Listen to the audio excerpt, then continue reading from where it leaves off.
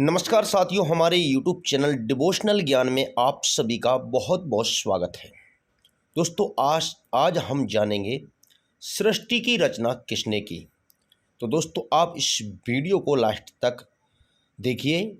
दोस्तों, सृष्टि का निर्माण कैसे हुआ है, जो सारा ब्रह्मांड हम देख रहे हैं उसे किसने बनाया है। दुनिया से परे की किसी भी चीज़ ने इसे बनाया है। आपने और मैंने इस धरती को नहीं बनाया, यह बात साफ है। फिर इसे बनाया किसने।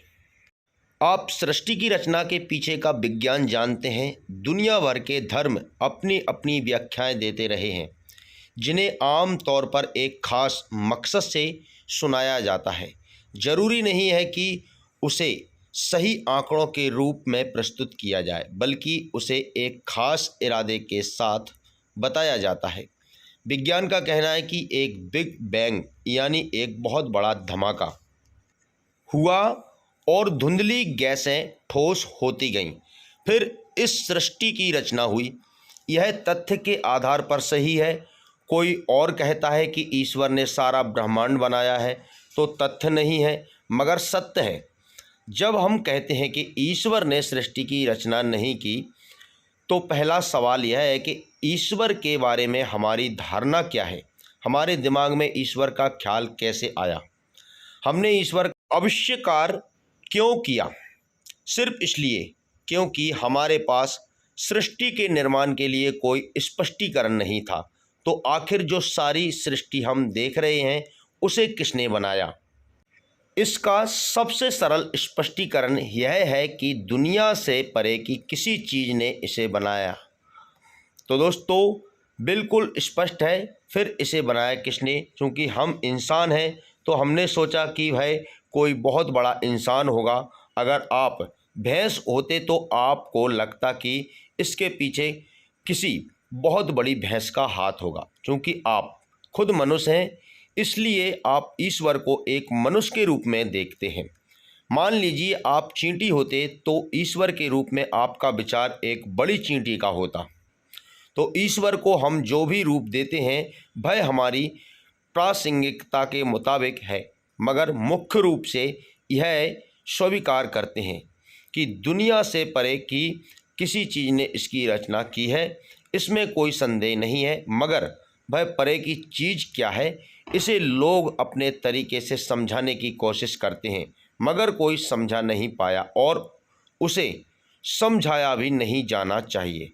हमसे परे की किसी आयाम ने इसे बनाया, एक वास्तविकता है। दूसरी वास्तविकता यह है कि जब हम पैदा हुए थे, तो आप ऐसे नहीं थे। आपके पास एक छोटा सा शरीर था। फिर यह शरीर इतना बड़ा कैसे हुआ? इसका निर्माण अंदर से होता है या बाहर से? अंदर से आप भोजन के रूप में कच्चा माल इसे दे रहे हैं, मगर चाहे आप कुछ भी खाएं, वह भोजन इंसान बन जाता है। यानी इसमें एक खास बुद्धि, काबिलियत और ऊर्जा है, जो रोटी के एक टुकड़े को इंसान बनाने में सक्षम है। आप चाहे कुछ भी खाएं, वह चीज़ इंसान बन जाता है। तो क्या इस बुद्धि, काबिलियत और ऊर्जा से, जिसे आप ईश्वर कहते हैं, हर चीज़ की रचना नहीं होती? इस अस्तित्व के आधार को आप ईश्वर कहते हैं। यह सिर्फ एक शब्द है। आप चाहे उसे ईश्वर कहें, शिव कहें, राम कहें, चाहे जो भी कहें, मनुष्य रूप से वह इस सृष्टि का आधार है, जिसके लिए आप उसके सामने झुकते हैं, क्योंकि वह आपसे परे हैं। तो क्या वह अभी आपके अंदर भी सक्रिय हैं? आपके शरीर के अंदर आपका लीवर जो काम कर रहा है, क्या उसे आप चला रहे हैं या कोई और चीज़ उसे चला रही है? जिस ऊर्जा ने इसे बनाया है, वही इसे चला रही है। आप नहीं तो सृष्टि का जो आधार है वह यही है। अगर किसी पेड़ को बड़ा होना है, फूल को खिलना है और कुछ भी घटित होना है, तो उसमें वही ऊर्जा काम कर रही है। यह उसी की रचना है। वह क्या है? जीवन की हमारी धारणा बहुत मानव केंद्रित है। इसलिए हम सोचते हैं कि ईश्वर एक बड़ा और महान इंसान है। मगर ऐसा सोचने में कोई बुराई नहीं है, क्योंकि भय हर चीज़ में है। इसलिए जब आप देखते हैं कि भय ऊर्जा हर शरीर में सक्रिय है तो आप हर शरीर को देखकर सिर झुकाते हैं। आप जो ईश्वर के साथ करते हैं वही हर किसी के साथ करते हैं। अगर आप किसी व्यक्ति को देखें तो आप उसे पसंद से नापसंद कर सकते हैं। अगर आप किसी के शरीर को देखें तो आप उसे आकर्षित हो सकते हैं या उससे नफरत भी कर सकते हैं। अगर आप किसी के मन को देखें तो आप उसे स्वीकार या अस्वीकार भी कर सकते हैं।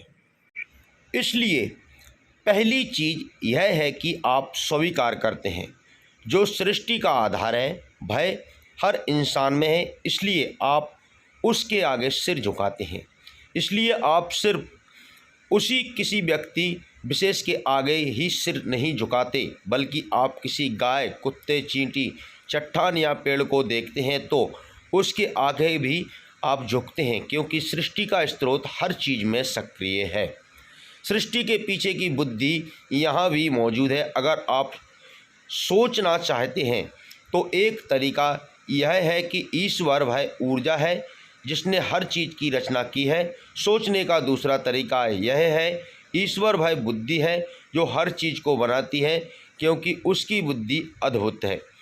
इतने सारे विज्ञान के बावजूद हम एक पता तक नहीं बना सकते कि हम वास्तव में एक परमाणु तक नहीं बना सकते। इसलिए सृष्टि के पीछे की बुद्धि इतनी अद्भुत है कि अगर आप बुद्धि के प्रशंसक हैं तो उसे बुद्धि कहेंगे। अगर आप ऊर्जा के प्रशंसक हैं तो उसे ज़बरदस्त ऊर्जा कहेंगे। अगर आप आकारों और रूपों के प्रशंसक हैं तो आप इसे पुरुष, स्त्री या और कुछ भी कहेंगे।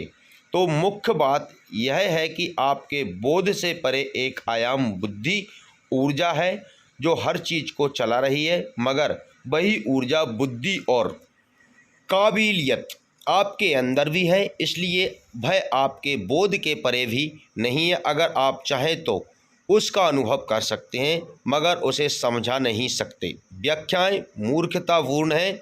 व्याख्याएं और दलीलें अपने अहम को संतुष्ट करने के लिए होती हैं, मगर आपका जो अनुभव करने में हर इंसान सक्षम है। तो दोस्तों, आपको यह वीडियो कैसी लगी? अच्छी लगी हो तो नीचे कमेंट सेक्शन में अपनी राय या सुझाव ज़रूर लिखें, और ऐसी ही वीडियो देखने के लिए आप हमारे चैनल से जुड़ जाएं सब्सक्राइब और बेल के आइकन पर क्लिक करके। वीडियो देखने के लिए आपका बहुत बहुत धन्यवाद।